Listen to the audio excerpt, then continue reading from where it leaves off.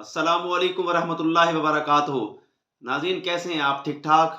अल्लाह पाक आप तमाम दोस्तों को, तमाम हजरात को जो देखने वाले हैं, सुनने वाले हैं, सबको सेहत और तंदुरुस्ती अता फरमाए। और अल्लाह पाक जो भी मरीज़ हैं घरों में और हस्पतालों में, सबको शिफाए कामिला आजिला अता फरमाए। नाज़रीन, आज मैं आपको रोज़े की अफ़ादियत हिकमत की रूह से आपको बताऊंगा कि रोज़ा रखना कितना फ़ायदेमंद है हमारी सेहत के लिए।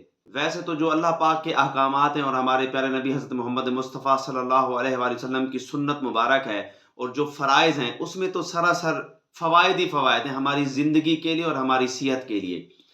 आज मैं आपको एक तहकीक के हवाले से बताऊंगा।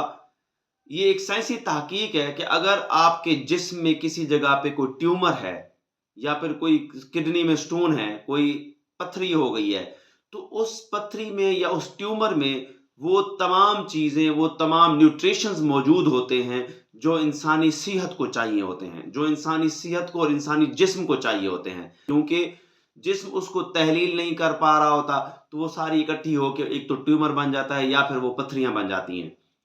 तो तहकीक कहती है कि कम से कम रोज़ाना आप 14 घंटे अपने आप को भूखा रखें। कुछ आपने खाना और पीना नहीं है।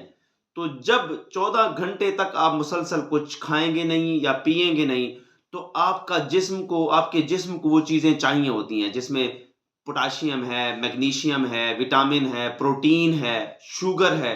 तो ये सारी चीज़ें जो है ना, सोडियम हो गया, वो सारी चीज़ें उसमें मौजूद होती हैं ट्यूमर में, और जिस्म को भी ये चीज़ें चाहिए होती हैं। तो वो एक्स्ट्रा चीज़ें जब जिस्म को नहीं मिलेंगी, वो चीज़ें, तो वो जिस्म ढूँढेगा कि कहाँ से उसको वो चीज़ मिल जाएगी। तो वो फिर क्या करेगा, उस ट्यूमर को खाना शुरू कर देगा, उस पथरियों को खाना शुरू कर देगा, वो उनको फिर तहलील करना शुरू कर देगा। तो आहिस्ता-आहिस्ता फिर वो कैंसर भी और ट्यूमर भी वो ख़त्म होना शुरू हो जाता है।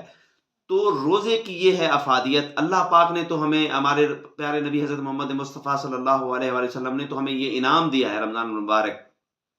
और मुसलमान दिन में 12 से 14 घंटे तक भूखे और प्यासे रहते हैं। ये आपकी इबादत के साथ-साथ आपकी सेहत भी है। तो आप अपने इन रोज़ों की अहमियत को समझें, रोज़ा रखें, रमज़ान मुबारक की अहमियत को समझें। ये हमारी ना सिर्फ़ सेहत के लिए बेहतरीन है, बल्कि हमारी आखिरत के लिए और हमारे अजर के लिए बहुत आला और इनाम है, और हमारी मग़फ़िरत का ज़रिया भी है। तो अल्लाह पाक का शुक्र अदा करें, और मेरे इस चैनल को भी सब्सक्राइब करते रहें। आपकी सपोर्ट हमारे लिए बड़ी मायने रखती है। मज़ीद मालूमात के लिए राब्ता कर सकते हैं हुसैनिया दवाख़ाना एंड पंसार स्टोर से।